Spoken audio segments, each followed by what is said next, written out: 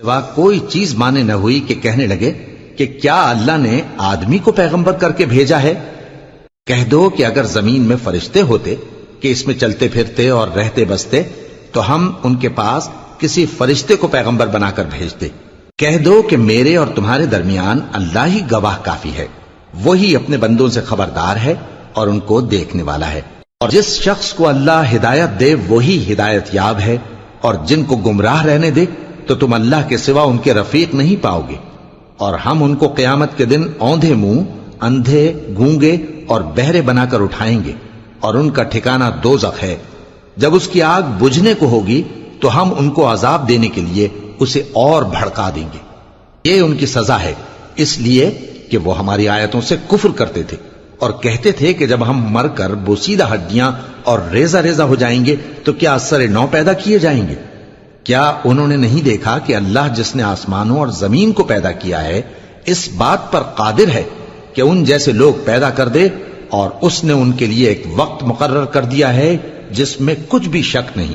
تو ظالموں نے انکار کے سوا اسے قبول نہ کیا۔ کہہ دو کہ اگر میرے پروردگار کی رحمت کے خزانے تمہارے ہاتھ میں ہوتے تو تم خرچ ہو جانے کے خوف سے ان کو بند کر رکھتے،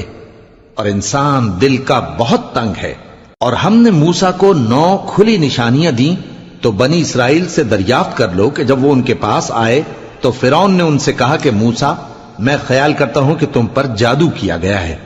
انہوں نے کہا کہ تم یہ جانتے ہو کہ آسمانوں اور زمین کے پروردگار کے سوا اس کو کسی نے نازل نہیں کیا،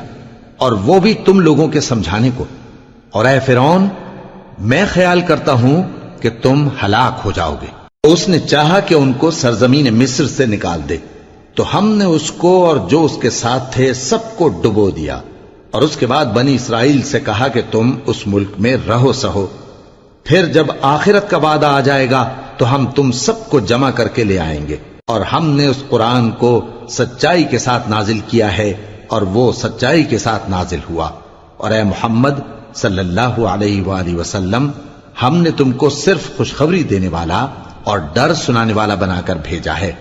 اور ہم نے قرآن کو تھوڑا تھوڑا کر کے نازل کیا ہے تاکہ تم لوگوں کو ٹھہر ٹھہر کر پڑھ کر سناؤ، اور ہم نے اس کو آہستہ آہستہ اتارا ہے۔ کہہ دو کہ تم اس پر ایمان لاؤ یا نہ لاؤ، یہ فی نفس ہی حق ہے۔ جن لوگوں کو اس سے پہلے علم کتاب دیا گیا ہے، جب وہ ان کو پڑھ کر سنایا جاتا ہے تو وہ ٹھوڑیوں کے بل سجدے میں گر پڑتے ہیں اور کہتے ہیں کہ ہمارا پروردگار پاک ہے، بے شک ہمارے پروردگار کا وعدہ پورا ہو کر رہا، اور وہ ٹھوڑیوں کے بل گر پڑتے ہیں اور روتے جاتے ہیں، اور اس سے ان کو اور زیادہ عاجزی پیدا ہوتی ہے۔ کہہ دو کہ تم معبود برحق کو اللہ کے نام سے پکارو یا رحمان کے نام سے، جس نام سے پکارو اس کے سب نام اچھے ہیں، اور نماز نہ بلند آواز سے پڑھو اور نہ آہستہ، بلکہ اس کے بیچ کا طریقہ اختیار کرو، اور کہو کہ سب تعریف اللہ ہی کو ہے، جس نے نہ تو کسی کو بیٹا بنایا ہے اور نہ اس کی بادشاہی میں کوئی شریک ہے، اور نہ اس وجہ سے کہ وہ عاجز و ناتواں ہے کوئی اس کا مددگار ہے، اور اس کو بڑا جان کر اس کی بڑائی کرتے رہو۔ شروع اللہ کا نام لے کر جو بڑا مہربان نہایت رحم والا ہے۔ سب تعریف اللہ ہی کو ہے جس نے اپنے محبوب بندے محمد صلی اللہ علیہ وآلہ وسلم پر یہ کتاب نازل کی، اور اس میں کسی طرح کی کجی اور پیچیدگی نہ رکھی، بلکہ سیدھی اور سلیس اتاری تاکہ لوگوں کو عذاب سخت سے جو اس کی طرف سے آنے والا ہے ڈرائے، اور مومنوں کو جو نیک عمل کرتے ہیں خوشخبری سنائے کہ ان کے لیے ان کے کاموں کا نیک بدلہ یعنی بہشت ہے جس میں وہ ہمیشہ رہیں گے، اور ان لوگوں کو بھی ڈرائے جو کہتے ہیں کہ اللہ نے کسی کو بیٹا بنا لیا ہے۔ ان کو اس بات کا کچھ بھی علم نہیں، اور نہ ان کے باپ دادا ہی کو تھا۔ یہ بڑی سخت بات ہے جو ان کے منہ سے نکلتی ہے، اور کچھ شک نہیں کہ یہ جو کچھ کہتے ہیں محض جھوٹ ہے۔ اے پیغمبر، اگر یہ اس کلام پر ایمان نہ لائیں تو شاید تم ان کے پیچھے رنج کر کر کے اپنے تئیں ہلاک کر دو گے۔ جو چیز زمین پر ہے ہم نے اس کو زمین کے لیے زینت بنایا ہے تاکہ لوگوں کی آزمائش کریں کہ ان میں کون اچھے عمل کرنے والا ہے، اور جو چیز زمین پر ہے ہم اس کو نابود کر کے بنجر میدان کر دیں گے۔ کیا تم خیال کرتے ہو کہ غار اور لوح والے ہماری نشانیوں میں سے عجیب تھے؟ جب وہ نوجوان غار میں جا رہے تو کہنے لگے کہ اے ہمارے پروردگار، ہم پر اپنے ہاں سے رحمت نازل فرما اور ہمارے کام میں درستی کے سامان مہیا کر۔ تو ہم نے غار میں کئی سال تک ان کے کانوں پر نیند کا پردہ ڈالے رکھا، یعنی ان کو سلائے رکھا، پھر ان کو جگا اٹھایا تاکہ معلوم کریں کہ جتنی مدت وہ غار میں رہے دونوں جماعتوں میں سے اس کی مقدار کس کو خوب یاد ہے۔ ہم ان کے حالات تم سے صحیح صحیح بیان کرتے ہیں۔ وہ کئی نوجوان تھے جو اپنے پروردگار پر ایمان لائے تھے، اور ہم نے ان کو اور زیادہ ہدایت دی تھی، اور ان کے دلوں کو مربوط یعنی مضبوط کر دیا۔ جب وہ اٹھ کھڑے ہوئے تو کہنے لگے کہ ہمارا پروردگار آسمانوں اور زمین کا مالک ہے، ہم اس کے سوا کسی کو معبود سمجھ کر نہ پکاریں گے۔ اگر ایسا کیا تو اس وقت ہم نے بے عقلی کی بات کی۔ ان ہماری قوم کے لوگوں نے اس کے سوا اور معبود بنا رکھے ہیں، بھلا یہ ان کے معبود ہونے پر کوئی کھلی دلیل کیوں نہیں لاتے؟ تو اس سے زیادہ کون ظالم ہے جو اللہ پر جھوٹ باندھے؟ اور جب تم نے ان مشرکوں سے اور جن کی یہ اللہ کے سوا عبادت کرتے ہیں ان سے کنارہ کر لیا ہے تو غار میں چل رہو، تمہارا پروردگار تمہارے لیے اپنی رحمت وسیع کر دے گا اور تمہارے کاموں میں آسانی کے سامان مہیا کرے گا۔ اور جب سورج نکلے تو تم دیکھو کہ دھوپ ان کے غار سے داہنی طرف سمٹ جائے، اور جب غروب ہو تو ان سے بائیں طرف کترا جائے، اور وہ اس غار کے کشادہ حصے میں تھے۔ یہ اللہ کی نشانیوں میں سے ہیں، جس کو اللہ ہدایت دے وہ ہدایت یاب ہے، اور جس کو گمراہ رہنے دے تو تم اس کے لیے کوئی دوست راہ بتانے والا نہ پاؤ گے۔ اور تم ان کے متعلق خیال کرو کہ وہ جاگ رہے ہیں حالانکہ وہ سوتے ہیں، اور ہم ان کو دائیں اور بائیں کروٹ بدلاتے تھے، اور ان کا کتا چوکھٹ پر دونوں ہاتھ پھیلائے ہوئے تھا۔ اگر تم ان کو جھانک کر دیکھتے تو پیٹ پھیر کر بھاگ جاتے اور ان سے دہشت میں آ جاتے۔ اور اسی طرح ہم نے ان کو اٹھایا تاکہ آپس میں ایک دوسرے سے دریافت کریں۔ ایک کہنے والے نے کہا کہ تم یہاں کتنی مدت رہے؟ انہوں نے کہا کہ 1 دن یا اس سے بھی کم۔ انہوں نے کہا کہ جتنی مدت تم رہے ہو تمہارا پروردگار ہی اس کو خوب جانتا ہے، تو اپنے میں سے کسی کو یہ روپیہ دے کر شہر بھیجو، وہ دیکھے کہ نفیس کھانا کون سا ہے تو اس میں سے کھانا لے آئے، اور احتیاط سے آئے جائے اور تمہارا حال کسی کو نہ بتائے۔ اگر وہ تم پر دسترس پا لیں گے تو تمہیں سنسار کر دیں گے یا پھر اپنے مذہب میں داخل کر لیں گے، اور اس وقت تم کبھی فلاح نہیں پاؤ گے۔ اور اسی طرح ہم نے لوگوں کو ان کے حال سے خبردار کر دیا تاکہ وہ جانیں کہ اللہ کا وعدہ سچا ہے، اور یہ کہ قیامت جس کا وعدہ کیا جاتا ہے اس میں کچھ شک نہیں۔ اس وقت لوگ ان کے بارے میں باہم جھگڑنے لگے اور کہنے لگے کہ ان کے غار پر عمارت بنا دو۔ ان کا پروردگار ان کے حال سے خوب واقف ہے۔ جو لوگ ان کے معاملے میں غلبہ رکھتے تھے وہ کہنے لگے کہ ہم ان کے غار پر مسجد بنائیں گے۔ بعض لوگ اٹکل پچو کہیں گے کہ وہ 3 تھے اور چوتھا ان کا کتا تھا، اور بعض کہیں گے کہ وہ 5 تھے اور چھٹا ان کا کتا تھا، اور بعض کہیں گے کہ وہ 7 تھے اور 8واں ان کا کتا تھا۔ کہہ دو کہ میرا پروردگار ہی ان کے شمار سے خوب واقف ہے، ان کو جانتے بھی ہیں تو تھوڑے ہی لوگ جانتے ہیں۔ تو تم ان کے معاملے میں بحث نہ کرنا مگر سرسری سی بحث، اور نہ ان کے بارے میں ان میں سے کسی سے کچھ دریافت ہی کرنا، اور کسی کام کی نسبت نہ کہنا کہ میں اسے کل کر دوں گا، مگر انشاءاللہ کہہ کر، یعنی اگر اللہ چاہے تو کر دوں گا۔ اور جب اللہ کا نام لینا بھول جاؤ تو یاد آنے پر لے لو، اور کہہ دو کہ امید ہے کہ میرا پروردگار مجھے اس سے بھی زیادہ ہدایت کی باتیں بتائے۔ اور اصحاب کہف اپنے غار میں 9 پر 300 سال رہے۔ کہہ دو کہ جتنی مدت وہ رہے اسے اللہ ہی خوب جانتا ہے، اسی کو آسمانوں اور زمین کی پوشیدہ باتیں معلوم ہیں، وہ کیا خوب دیکھنے والا اور کیا خوب سننے والا ہے۔ اس کے سوا ان کا کوئی کارساز نہیں، اور نہ وہ اپنے حکم میں کسی کو شریک کرتا ہے۔ اور اپنے پروردگار کی کتاب کو جو تمہارے پاس بھیجی جاتی ہے پڑھتے رہا کرو، اس کی باتوں کو کوئی بدلنے والا نہیں، اور اس کے سوا تم کہیں پناہ بھی نہیں پاؤ گے۔ اور جو لوگ صبح و شام اپنے پروردگار کو پکارتے اور اس کی خوشنودی کے طالب ہیں ان کے ساتھ صبر کرتے رہو، اور تمہاری نگاہیں ان میں سے گزر کر اور طرف نہ دوڑیں کہ تم دنیاوی زندگی کی رونقوں کے خواستگار ہو جاؤ۔ اور جس شخص کے دل کو ہم نے اپنی یاد سے غافل کر دیا ہے اور وہ اپنی خواہش کی پیروی کرتا ہے اور اس کا کام حد سے بڑھ گیا ہے، اس کا کہا نہ ماننا۔ اور کہہ دو کہ لوگو یہ قرآن تمہارے پروردگار کی طرف سے برحق ہے، تو جو چاہے ایمان لائے اور جو چاہے کافر رہے۔ ہم نے ظالموں کے لیے دوزخ کی آگ تیار کر رکھی ہے جس کی قناتیں ان کو گھیر رہی ہوں گی، اور اگر فریاد کریں گے تو ایسے کھولتے ہوئے پانی سے ان کی داد رسی کی جائے گی جو پگھلے ہوئے تانبے کی طرح گرم ہوگا اور جو ان کے چہروں کو بھون ڈالے گا۔ ان کے پینے کا پانی بھی برا اور آرام گاہ بھی بری، اور جو ایمان لائے اور کام بھی نیک کرتے رہے تو ہم نیک کام کرنے والوں کا اجر ضائع نہیں کرتے۔ ایسے لوگوں کے لیے ہمیشہ رہنے کے باغ ہیں جن میں ان کے محلوں کے نیچے نہریں بہ رہی ہیں، ان کو وہاں سونے کے کنگن پہنائے جائیں گے اور وہ باریک دیبا اور اطلس کے سبز کپڑے پہنا کریں گے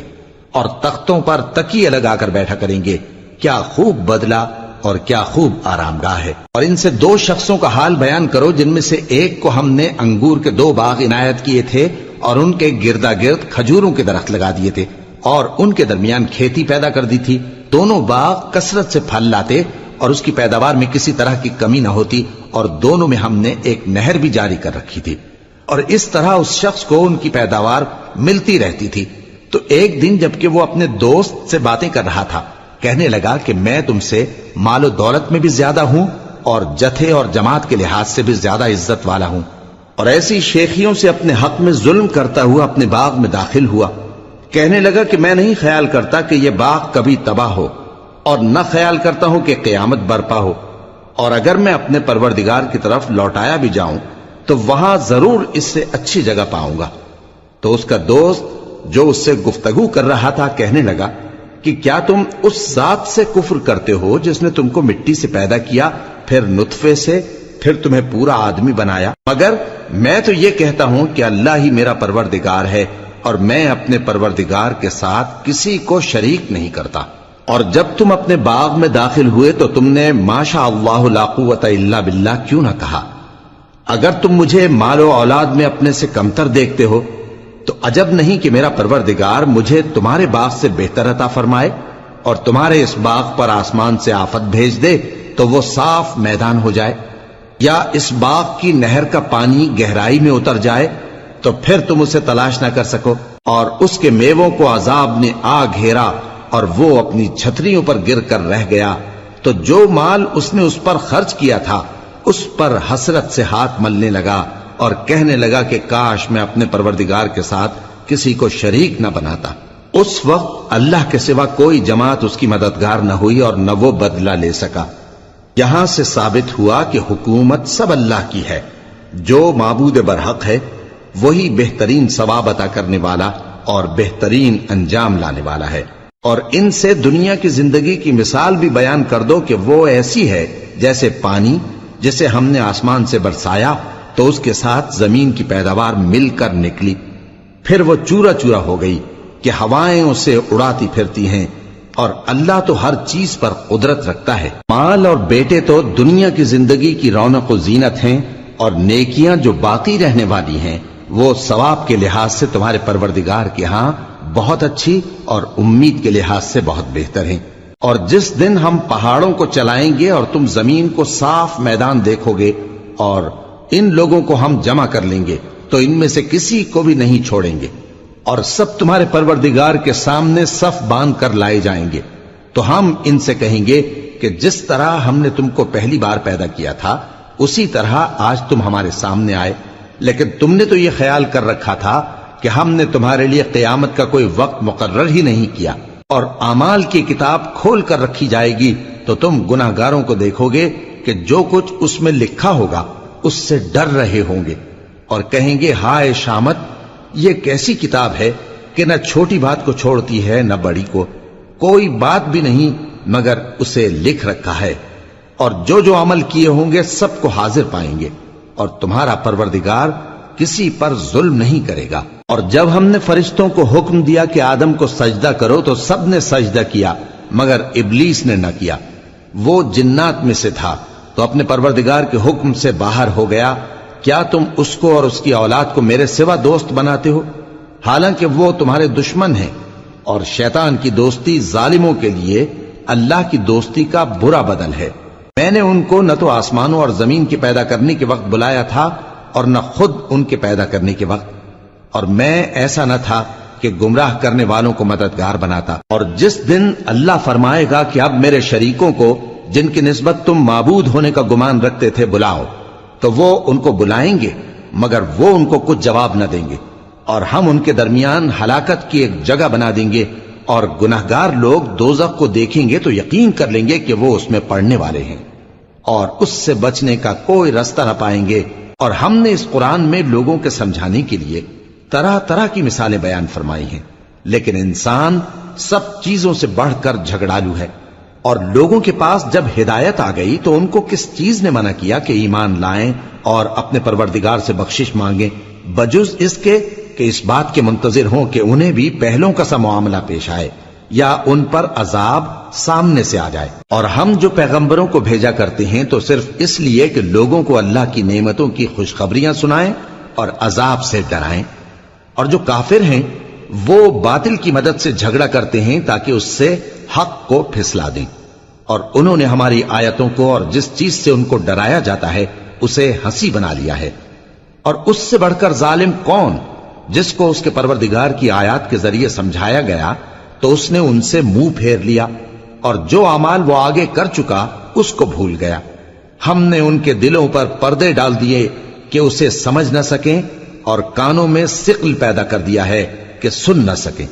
اور اگر تم ان کو رستے کی طرف بلاؤ تو کبھی رستے پر نہ آئیں گے، اور تمہارا پروردگار بخشنے والا صاحب رحمت ہے۔ اگر وہ ان کے کرتوتوں پر ان کو پکڑنے لگے تو ان پر جھٹ عذاب بھیج دے، مگر ان کے لیے ایک وقت مقرر کر رکھا ہے کہ اس کے عذاب سے کوئی پناہ کی جگہ نہ پائیں گے۔ اور یہ بستیاں جو ویران پڑی ہیں، جب انہوں نے کفر کر کے ظلم کیا تو ہم نے ان کو تباہ کر دیا، اور ان کی تباہی کے لیے ایک وقت مقرر کر دیا تھا۔ اور جب موسیٰ نے اپنے شاگرد سے کہا کہ جب تک میں دو دریاؤں کے ملنے کی جگہ نہ پہنچ جاؤں ٹلنے کا نہیں، خاص صدیوں چلتا رہوں، پھر جب وہ دونوں ان دریاؤں کے سنگم پر پہنچے تو اپنی مچھلی بھول گئے۔ پھر اس مچھلی نے دریا میں سرنگ کی طرح اپنا رستہ بنا لیا۔ جب آگے چلے تو موسیٰ نے اپنے شاگرد سے کہا کہ ہمارا کھانا لاؤ، اس سفر سے ہم کو بہت تکان ہو گئی ہے۔ اس نے کہا کہ بھلا آپ نے دیکھا کہ جب ہم نے اس چٹان کے پاس آرام کیا تھا تو میں مچھلی وہیں بھول گیا، اور مجھے آپ سے اس کا ذکر کرنا شیطان نے بھلا دیا، اور اس مچھلی نے عجیب طرح سے دریا میں اپنا رستہ بنایا۔ موسیٰ نے کہا یہی تو وہ مقام ہے جسے ہم تلاش کرتے تھے۔ تو وہ اپنے پاؤں کے نشان دیکھتے دیکھتے لوٹ گئے۔ وہاں انہوں نے ہمارے بندوں میں سے ایک بندہ دیکھا جس کو ہم نے اپنے ہاتھ سے رحمت خاص سے نوازا تھا، اور اپنے پاس سے ایک خاص علم بخشا تھا۔ موسیٰ نے ان سے، جن کا نام خضر تھا، کہا کہ جو علم اللہ کی طرف سے آپ کو سکھایا گیا ہے، اگر آپ اس میں سے مجھے کچھ بھلائی کی باتیں سکھائیں تو میں آپ کے ساتھ رہوں۔ خضر نے کہا کہ تم میرے ساتھ رہ کر صبر نہیں کر سکو گے، اور جس بات کی تمہیں خبر ہی نہیں اس پر صبر کر بھی کیسے سکتے ہو؟ موسیٰ نے کہا اللہ نے چاہا تو آپ مجھے صابر پائیے گا، اور میں آپ کے ارشاد کے خلاف نہیں کروں گا۔ خضر نے کہا اگر تم میرے ساتھ رہنا چاہو تو شرط یہ ہے مجھ سے کوئی بات نہ پوچھنا جب تک میں خود اس کا ذکر تم سے نہ کروں۔ تو دونوں چل پڑے، یہاں تک کہ جب کشتی میں سوار ہوئے تو خضر نے کشتی کو پھاڑ ڈالا۔ موسیٰ نے کہا کیا آپ نے اس کو اس لیے پھاڑا ہے کہ سواروں کو غرق کر دی؟ یہ تو آپ نے بڑی عجیب بات کی۔ خضر نے کہا کیا میں نے نہیں کہا تھا کہ تم میرے ساتھ صبر نہ کر سکو گے؟ موسیٰ نے کہا کہ جو بھول مجھ سے ہوئی اس پر مواخذہ نہ کیجیے، اور میرے معاملے میں مجھ پر مشکل نہ ڈالیے۔ پھر دونوں چلے، یہاں تک کہ رستے میں ایک لڑکا ملا تو خضر نے اسے مار ڈالا۔ موسیٰ نے کہا کہ آپ نے ایک بے گناہ شخص کو ناحق بغیر قصاص کے مار ڈالا، یہ تو آپ نے بری بات کی۔